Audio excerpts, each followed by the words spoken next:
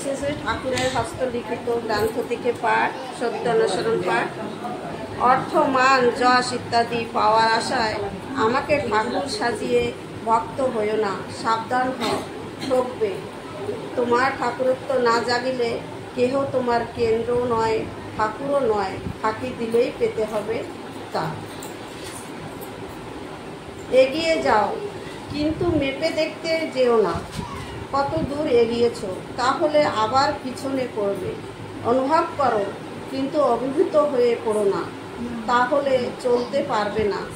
যদি অভিভূত হতে হয় তা ঈশ্বরের প্রেমে। যত পারো সেবা করো, কিন্তু সাবধান, সেবা নিতে যেন চেষ্টা না হয়। অনুরোধ করো, কিন্তু হুকুম করতে যেও না। কখনো নিন্দা করো না, কিন্তু অসত্যের প্রশ্রয় দিও না। ধীর হও, তাই বলে আলস্য দীর্ঘসূত্রী হয়ে পড়ো না। ক্ষিপ্র হও, কিন্তু অধীর হয়ে বিরক্তিকে ডেকে এনে সব নষ্ট করে ফেলো না। বীর হও, কিন্তু হিংসা হয়ে বাঘ ভাল্লুক সেজে বসো না। ঠাকুরের নারিনীতি গ্রন্থ থেকে পাঠ। যদি ভালোই থাকিতে চাও জ্ঞানে, শান্তিতে ও সম্মানে, তবে তুমি তোমার পুরুষের কাছে এমন্ত্র শ্রী বাক্য চরিত্র লইয়া উপস্থিত হও, যাহাতে তিনি জীবন যশ ও বৃদ্ধিতে অটুট বা উন্নত হন। স্বস্তি স্বস্তি স্বস্তি। জয় দে জয় দে জয় দে রে, পরম পিতার নামে জয় দে, তোরা জয় দে জয় দে জয় দে, পরম পিতার নামে জয় দে, তোরা উলুধ্বনি দে, তোরা জয়ধ্বনি দে, শঙ্খধ্বনি দে, তোরা জয়ধ্বনি দে।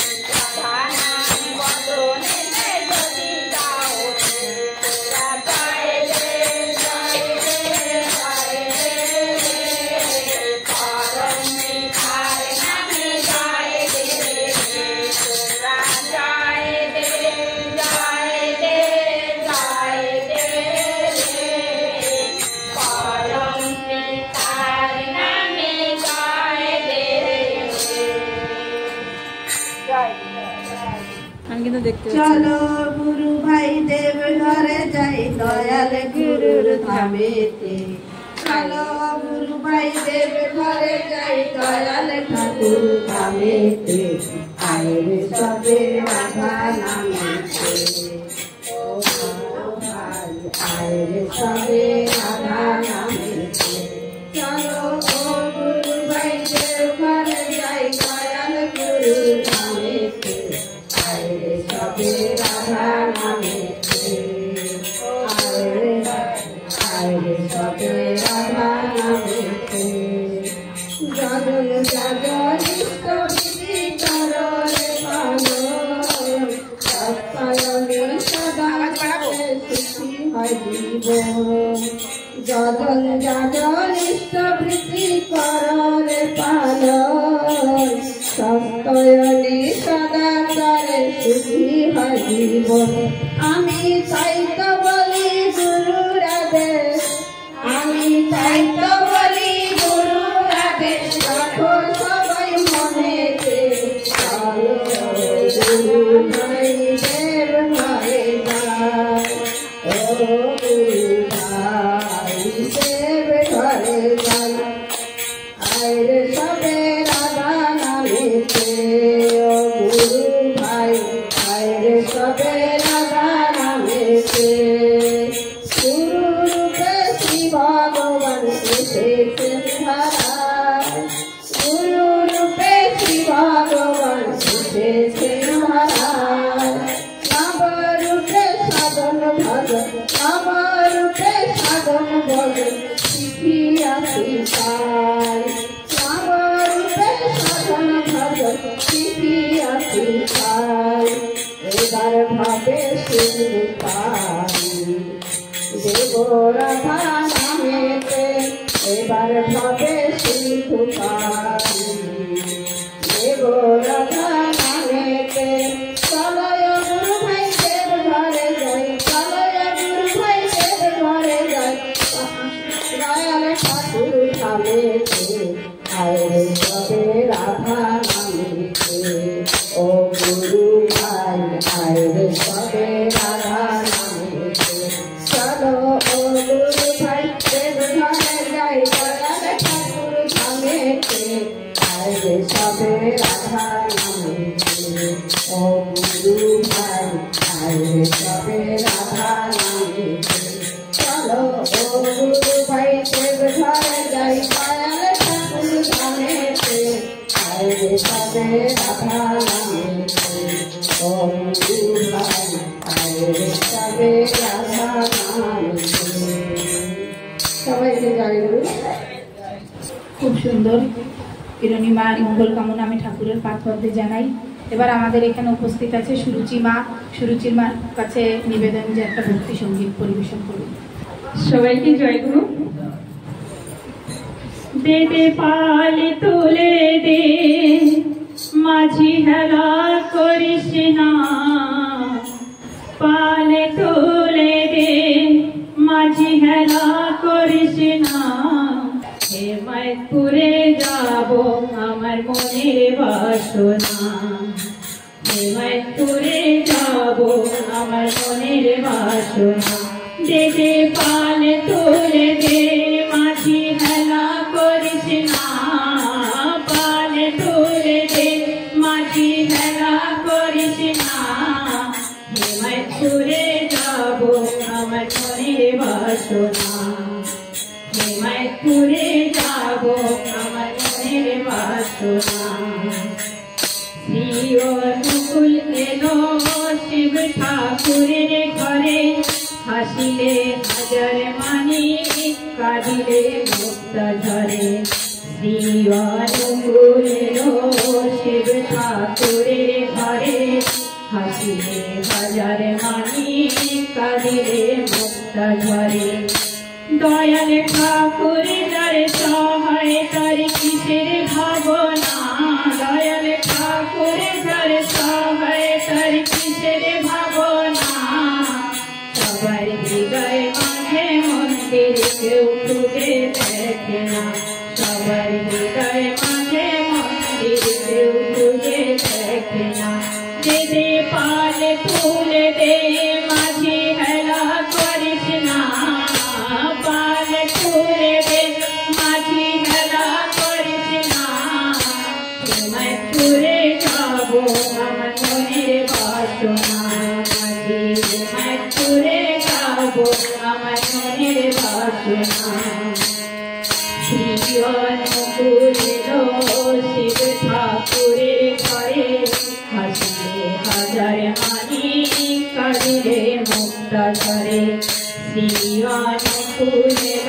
শিব ঠাকুরের ঘরে হাসিলে হাজার মানি কাঁদিলে মুক্তা ঝরে দয়াল ঠাকুর যার সহায় তার কিসের ভাবনা দয়াল ঠাকুর যার সহায় তার কিসের ভাবনা সবার হৃদয় মাঝে মন্দির কেউ খুঁজে দেখে না সবার হৃদয় মাঝে মন্দির কেউ খুঁজে দেখে না দিদি পালে তুলে দে মাঝি হেলা করিস না পালে তুলে দে মাঝি হেলা করিস না হেমায় করে যাব আমার মনের বাসনা হেমায় করে যাব আমার মনের বাসনা প্রিয় নকুল কোনো গানে পৃথিবী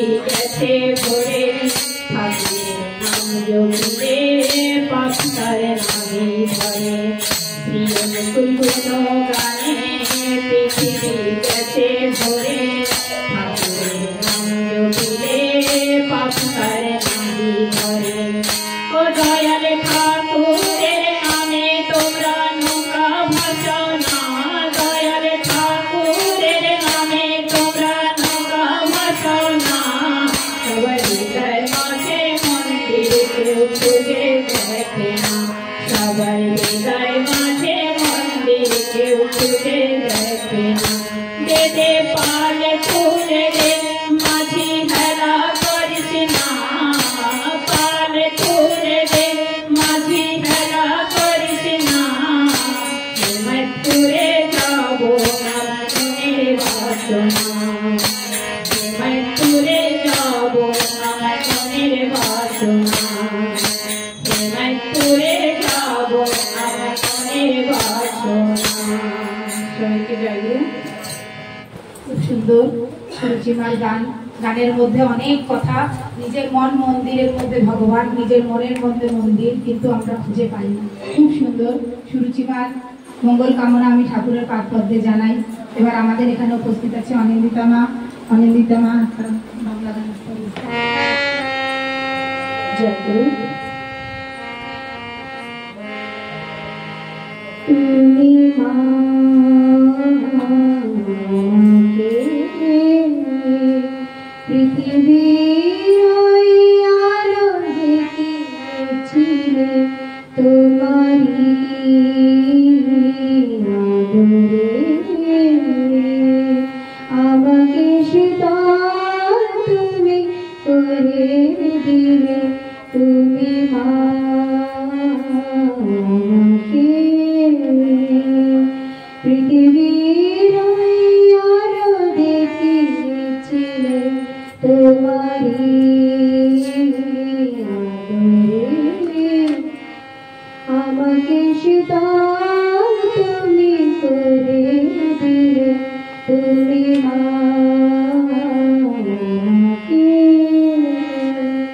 মাগো তোমার স্নেহ মা গঙ্গা ওই অমৃত ধারাতে যাই যে বয়ে মাগো তোমার স্নেহ মা গঙ্গা ওই অমৃত ধারাতে যাই যে বয়ে দেখি তোমার হাসি ওই সোনালি বরে কত চাঁদনি চোখে হাসি আকাশে তুমি মাকে পৃথিবীর ওই আলো দেখিয়েছিলে তোমারি আমাকে শীতল তুমি করে দিলে তুমি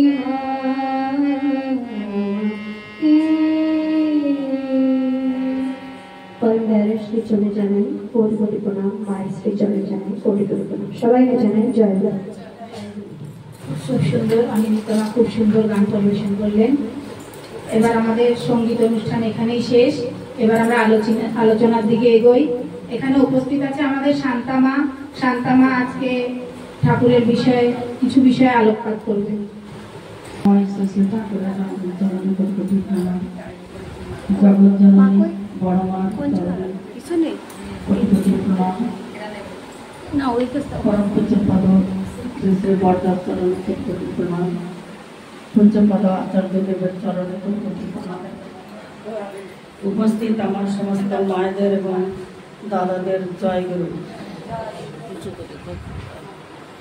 এই মাস ভরে মাতৃ সম্মান করে চলেছি।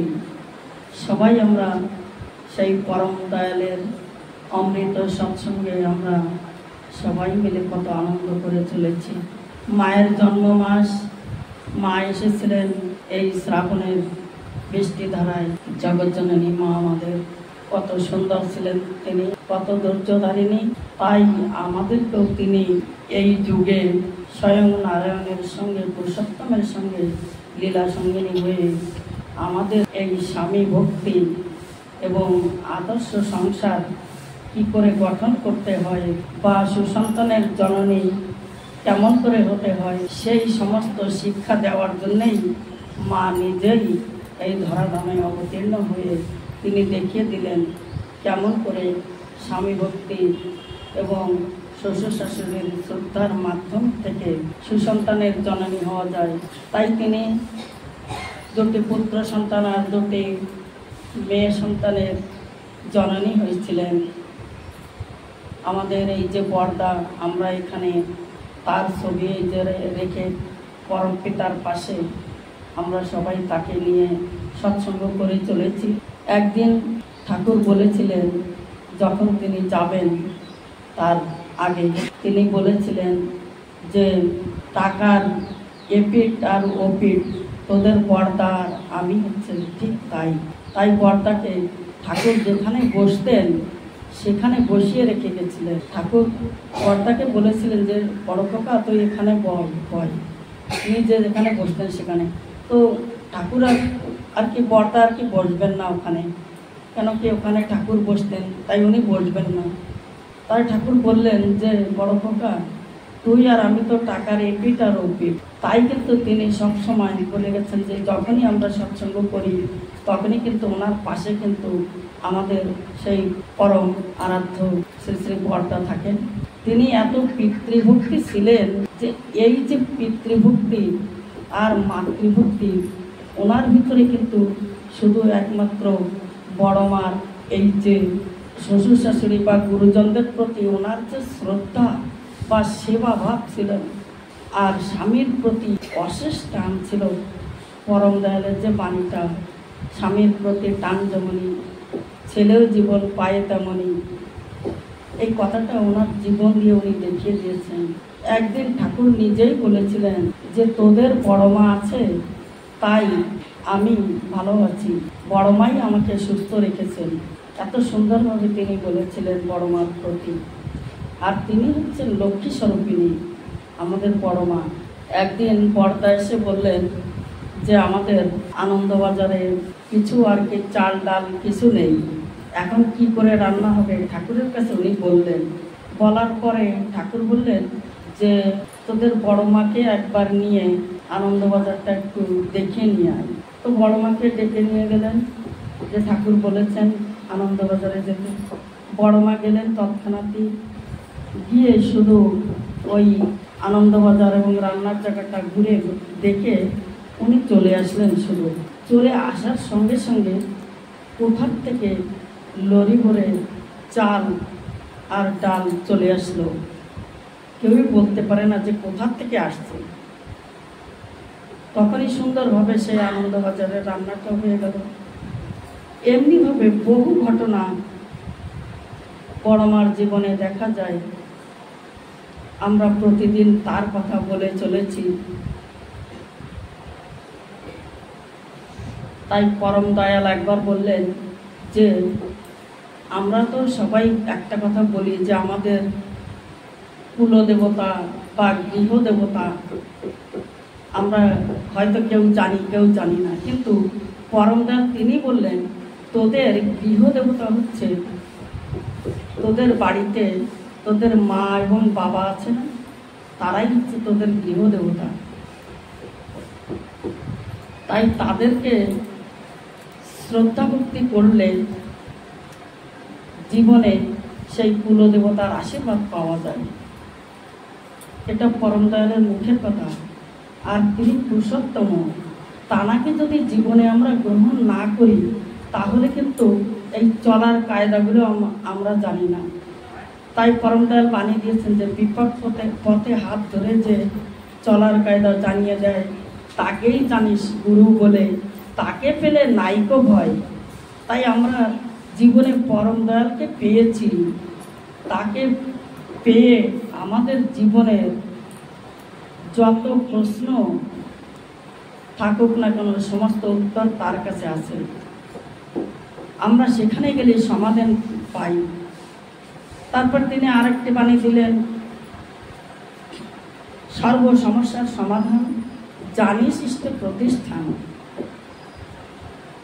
তাই আমাদের এই যে মাতৃ সম্মানের করার একমাত্র উদ্দেশ্য হচ্ছে জীবনে তাকে প্রতিষ্ঠা করা।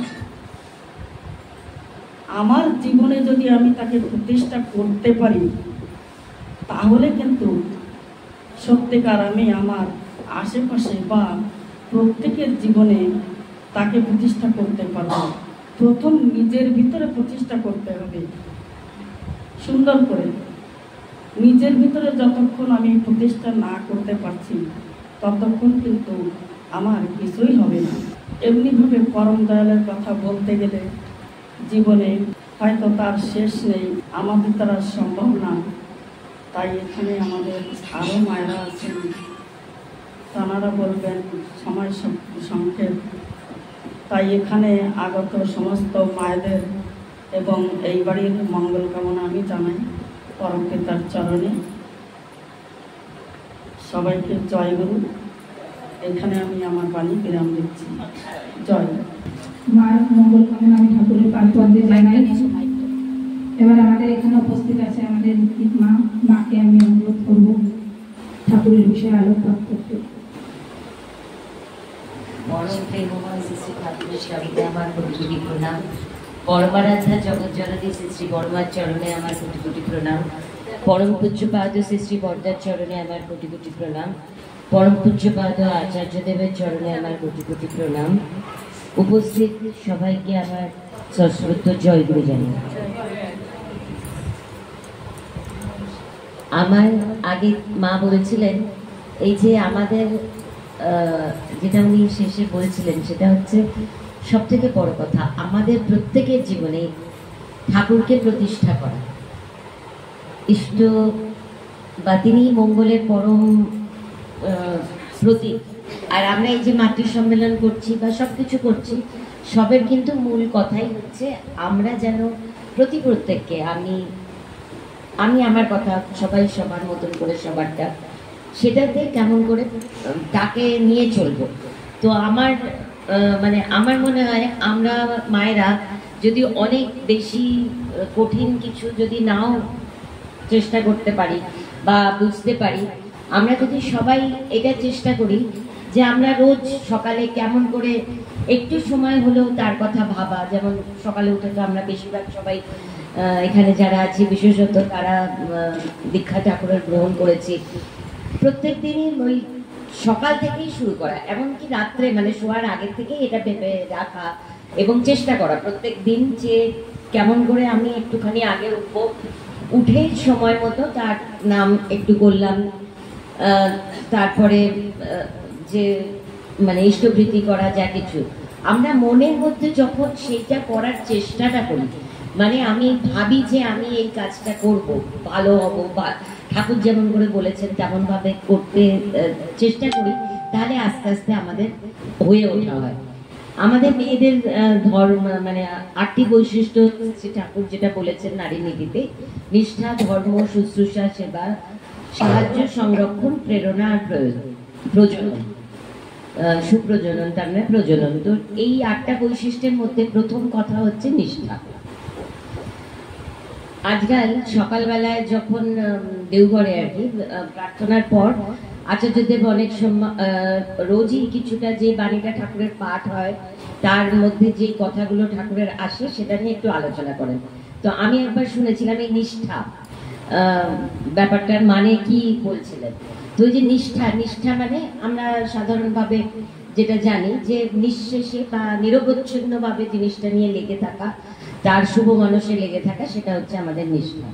তো এই যে ঠাকুরের প্রতি নিষ্ঠা, ঠাকুরের প্রতি নিষ্ঠা মানে তার কথা ভাবতে থাকা, তার চিন্তা করা, তার কতটা আমি চেষ্টা করব যে আমি কি ভাবে করলে মানে বেশি থেকে বেশি সময়, ম্যাক্সিমাম সময় আমি সেটার মধ্যে মানে ঠাকুরের কথা ভাবতে পারি, বা তার ওই জিনিসের মধ্যে তার কথা ভাবতে পারি। তার এই যে সৎসঙ্গে যেমন এসেছি, তার চিন্তা করছি, তার সবাই তার কথা বলছে, গান হচ্ছে, তার একটা সেই জগতের মধ্যে থাকা। তো তারপরে দাদা বলছেন এই যে নিরবচ্ছিন্ন লেগে থাকা, নিঃশেষ লেগে থাকার সাথে আর একটা আছে ঠা। ঠা মানে মানে অবস্থান বা স্থাপনা, এটার মানে বাংলা ধাতু থেকে যখন দেয় তার ঠা। তো এই যে ঠা কথার মানে হচ্ছে প্রতিষ্ঠা করা একরকম ভাবে। তো আমি নিজের মধ্যে তো প্রতিষ্ঠা করবোই, ওই ঠাকুরের প্রতিষ্ঠা। এবং আমার নিজের মধ্যে তো খালি প্রতিষ্ঠা করলে হয় না, যেমন আমি ওই ঠাকুরকে সবার মধ্যে কেমন ভাবে প্রতিষ্ঠা করতে পারবো, সেটাই কিন্তু হচ্ছে আসলে নিষ্ঠা। না তো অনেক সময় কি হয়, আমি হয়তো ভাবছি যে ঠাকুর খুব ভালো, তার নাম করছি বা ইষ্টভৃতি করছি, যতটা করছি, কিন্তু যখন আমি সেটা বলতে চেষ্টা না করি বা অন্যের মধ্যেও সেটা প্রতিষ্ঠা করতে না চেষ্টা করি, তাহলে আমাদের করাটা কোথাও না কোথাও একটু কম থেকে যায়। মানে কেউ একটা কিছু বললো, হয়তো আমি মানে অন্যরকম আমার মনে একটা এসে গেল। তো এই নিষ্ঠার একটা খুব জরুরি কথা হচ্ছে সেটা সবার মধ্যে প্রতিষ্ঠা করা, সেটা হচ্ছে নিষ্ঠা। তো আমি আর একটু দু একটা কথা বলে আর একটা, তারপরে হচ্ছে ধর্ম কার্য। মানে আমাদের এই নারী নীতিতে পাঠ হয়, প্রথম দিকেই বাণীটা আছে, ধর্ম কার্য মানে তাহাই করা। মানে এমনি তো আমরা জানি ধর্ম বলে তাই নিজের বাঁচা বাড়ায় যাতে অন্য যোগান হয়, বা আমি নিজে বাঁচবো সবাইকে বাঁচাবো, এটা ধর্ম। নারী নীতিতে ঠাকুর যেটা বলছেন, ধর্ম কার্য মানে হচ্ছে তাহাই করা যাতে কি আমি ভালো থাকবো, আমি আমার সংসার সপারিপার্শ্বিক প্রত্যেকে যাতে জীবন বৃদ্ধির পথে যায়, সেই দিকে আমরা যাতে এগোচ্ছি, প্রত্যেক দিন আমরা সেই একটু আর একটু ভালো হচ্ছি, আমি ভালো হচ্ছি, তাহলে আমার ধর্মকার্য হচ্ছে। যে কোনো অবস্থায় যদি আমরা মানে আর কিছু বুঝি বা না বুঝি, আমার যদি করাতে সবার ভালো হচ্ছে, সবাই খুশিতে আছে, আনন্দে আছে, তাহলেই আমার ধর্মকার্য করা হয়। আর যদি তা না করে, যেমন আমি হয়তো অনেক সারাদিন বার ব্রত উপবাস করছি, অথচ সেদিন দেখা যাচ্ছে আমি আমার ছেলে মেয়েকেও খেতে, আমার এত মানে বেশি আমি ক্লান্ত হয়ে পড়েছি যে আমি আর আমার বাড়িতে কাউকে রান্না করে খেতেও দিতে পারছি না, বা একটা ভীষণ রকম মানে যে না আমার শরীরটা ভালো লাগছে না, ইত্যাদি ইত্যাদি নানা রকম ঝামেলার সৃষ্টি হচ্ছে, তাহলে সেটা করার মধ্যে দিয়ে কতটা ধর্ম হতে পারে। আবার অনেক সময় এমনও দেখা যায়, এই যে আজকাল যেটা হয় আর কি, হয়তো ব্রত করা হচ্ছে স্বামীর মঙ্গলের জন্য, কিন্তু সেখানে সেই ব্রতটা করতে গিয়ে স্বামীর সাথে আমরা একটা ঝগড়া বা একটা কথা কাটাকাটি সৃষ্টি হচ্ছে, তার অমতে চলে যাচ্ছি বা তাকে অসম্মান করা হচ্ছে। তো সত্যি কি আমাদের সেগুলোর মধ্যে দিয়ে ব্রত মানে সুসম্পন্ন হয়? তো এইগুলো আমাদের ভাবা দরকার। আর ঠাকুর কিন্তু এই যুগে এসে আমাদেরকে সেটাই শিখিয়েছেন, প্রত্যেকটা জিনিসের মধ্যে দিয়ে কেমন করলে আমরা মানে সাইন্টিফিক্যালি বিবেচনা করে বুদ্ধি করে চলে ভালো আরো থাকতে পারি।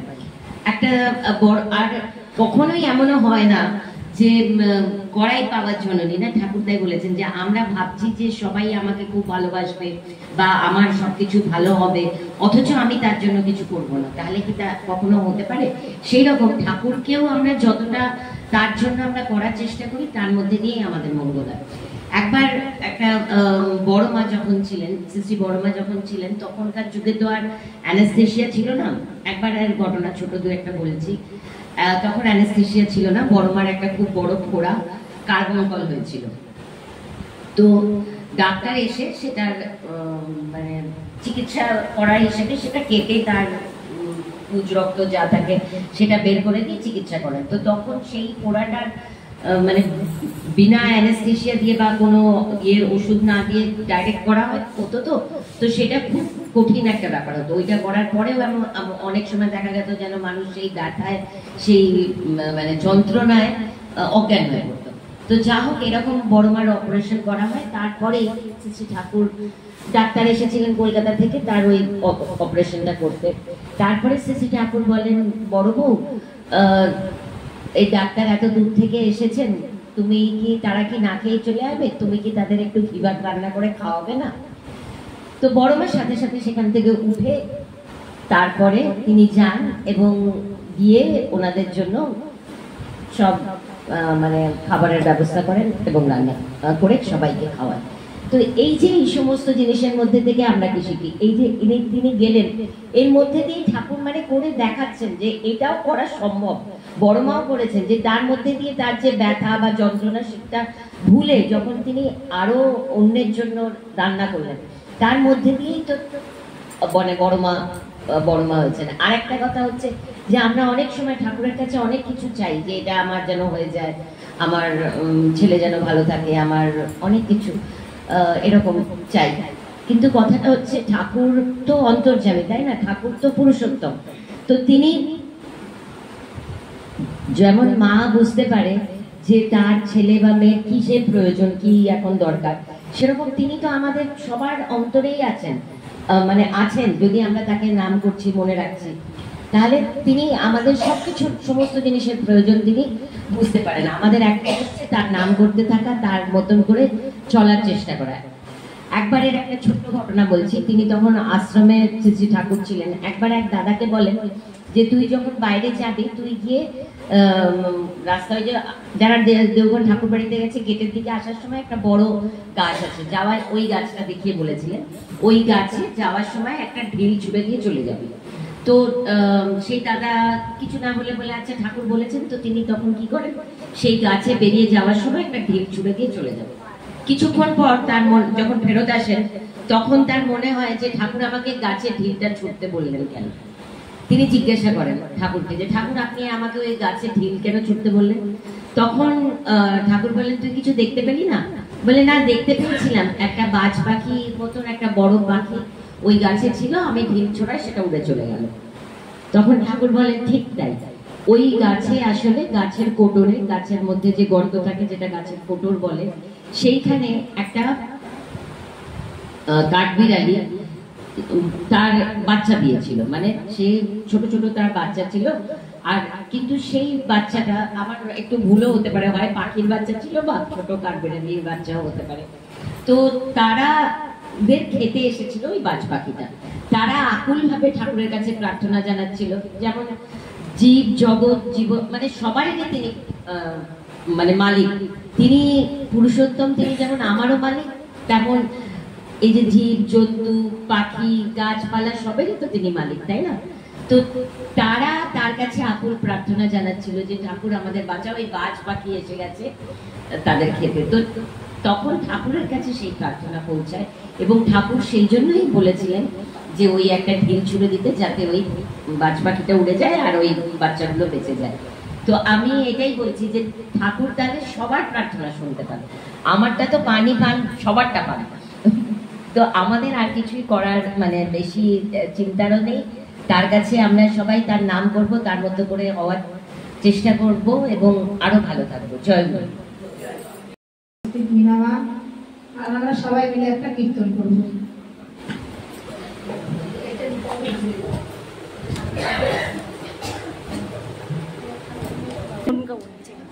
দয়াল প্রাণের ঠাকুর নাম নাম, দয়াল প্রাণের ঠাকুর নাম নাম, দয়াল প্রাণের ঠাকুর নাম নাম, দয়াল প্রাণের ঠাকুর নাম নাম, দয়াল প্রাণের ঠাকুর নাম নাম, দয়াল প্রাণের ঠাকুর নাম নাম, তুমি সকল কথা দূর করিলে নাম নাম, সকল কথা দূর করিলে নাম নাম, তুমি সকল কথা দূর করিলে নাম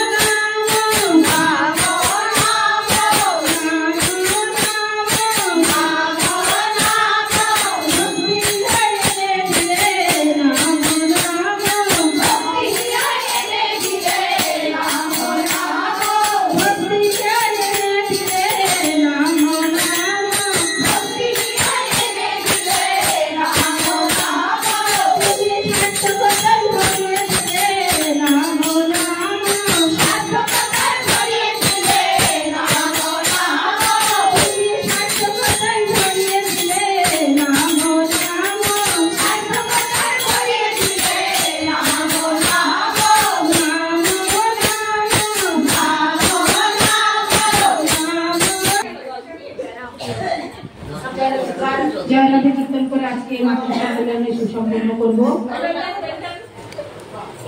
সবাই লোক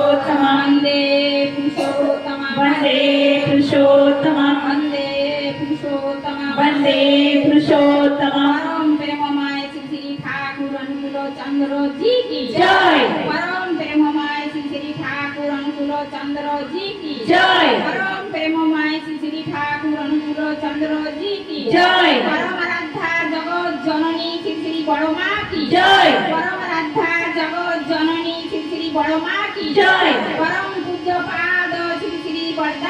जय परम पूज्य पाद श्री श्री बंदा की जय परम पूज्य पाद श्री श्री आचार्य देव की जय परम पूज्य पाद श्री श्री आचार्य देव की जय सत संग की जय सत संग की जय सत नाम की जय ठाकुर परिवार की जय मातृ सम्मेलन की जय वंदे पुरुषोत्तम वंदे पुरुषोत्तम आर्य पितृ वंदे आर्य पितृ वंदे मातृवर्ग वंदे अहं कृष्टि दैवता वंदे अहं कृष्टि दैवता वंदे पुरुषोत्तम वंदे पुरुषोत्तम वंदे पुरुषोत्तम